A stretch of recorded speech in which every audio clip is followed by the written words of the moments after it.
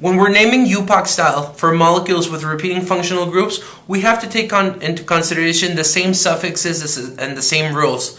Let's dive directly into a very specific example. Right now I'm going to draw a 5-carbon chain with an OH. If you remember, this is an alcohol because the hydroxy group makes it functionally an alcohol molecule. So this would be very easy to name. If we name it with UPOC style, it would be at number 2, we have 2-penta-ol, which is the ending for alcohols. However, let's say we have the same molecule, but now we're going to add another functional group of the same type. So another hydroxy group. Remember, we want to give the functional groups the lowest numbers. In this case, it's very simple because we're going to get 1, 2, 3, 4 or 1, 2, 3, 4. So it doesn't really matter. We're going to start numbering over here, 1, 2, 3, 4, 5.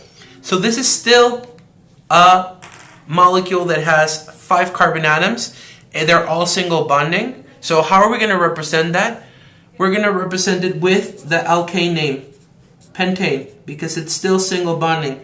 But how many functional groups do we have? We have 2 of them. So this appears as di. And what is the functional suffix for alcohols? It's OL. Pentane diol. This means 5 carbons, only single bonding, that contain 2 hydroxy groups. Where are those hydroxy groups located? At number 2 and number 4. 2,4-pentane diol. So this is quite simple. Again, let's do another example. Imagine we have this. 5, we have one here, and we have one here. Functional group gets the lowest numbers. So if we start on this side, we're going to get 1, 2, 3, 4, 5.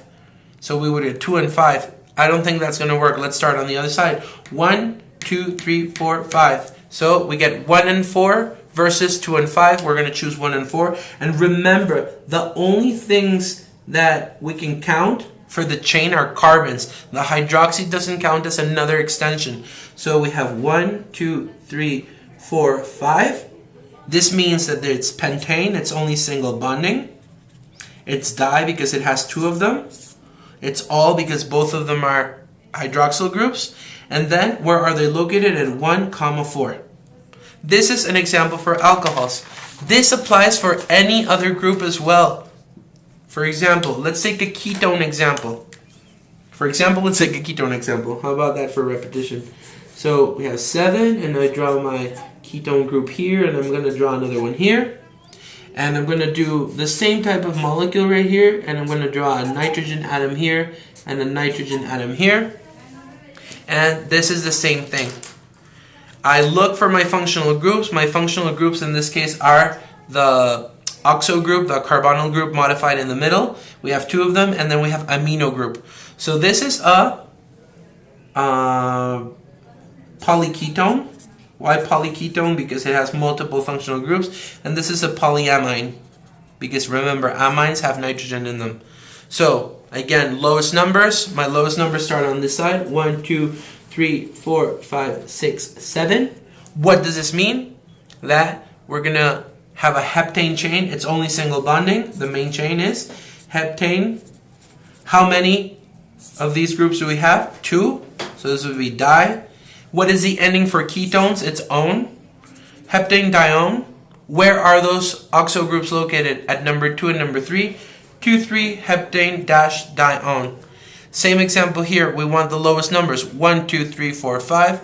1, 2, 3, 4, 5, 6.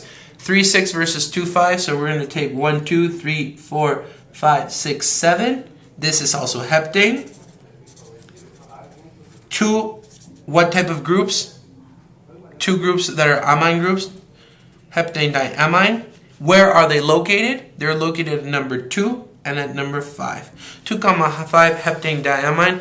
And this is the basic gist of this teach. It doesn't matter if you're dealing with multiple hydroxy groups, multiple oxo groups, multiple amine groups. It's just repeating and indicating.